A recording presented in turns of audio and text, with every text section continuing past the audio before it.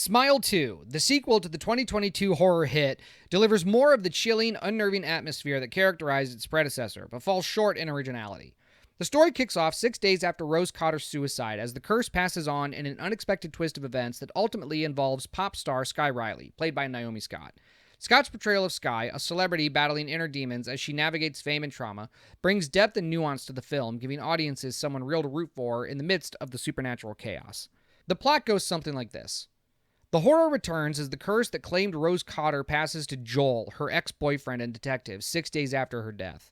Desperate to rid himself of the terrifying Smile entity, Joel attempts to transfer the curse by orchestrating a violent scene with criminals, but the plan fails. Instead, drug dealer Louis Fergoli inadvertently witnesses the incident and becomes the curse's next victim. Now free from the curse, Joel tries to flee, only to meet a brutal end, leaving Louis unknowingly cursed. The story shifts to New York City, where Grammy-winning pop star Sky Riley is preparing for her comeback tour after a troubled year involving substance abuse and a fatal car crash with her boyfriend.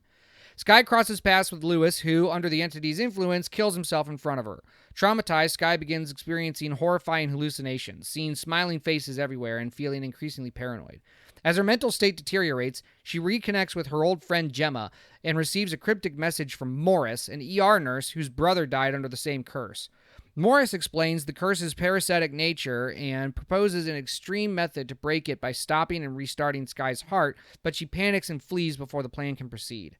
In her growing despair, Sky's hallucinations intensify, driving her to confront painful memories from her past, including her role in her boyfriend's death. After a series of terrifying encounters, Sky finds herself on stage at her comeback tour's opening night, where the entity appears in its grotesque true form. So, the good thing is about this movie is pretty much Naomi Scott's performance. She is brilliant as Sky Riley. She fully embodies the character, a young woman who's been launched into super fame. She brings a level of grounded humanity to the character that makes her seem very human despite all the makeup and costumes of her star power. She shines in several brilliant scenes that allow her to flex her acting muscles, showing she can portray fear, anxiety, sorrow, and hope, elevating the character that could have easily have felt bland and two-dimensional. The problems with Smile 2 are pretty much the same as Smile 1. It's a derivative film that doesn't really offer anything new. It pretty much just repeats the same beats and plot points as the first movie while leaning on jump scares and hallucination tropes. The writing is pretty subpar, and it's one of the rare cases where the actors elevate the script. It's definitely not the worst movie of the year, but it's not going to be the best either. The runtime feels a bit bloated. Movies like Smile should be a nice 90 minutes, in and out. While I can't say I particularly enjoyed Smile 2, I didn't hate it either. There's plenty to enjoy, and you're not going to waste your time watching it, but there are plenty of better movies to choose from.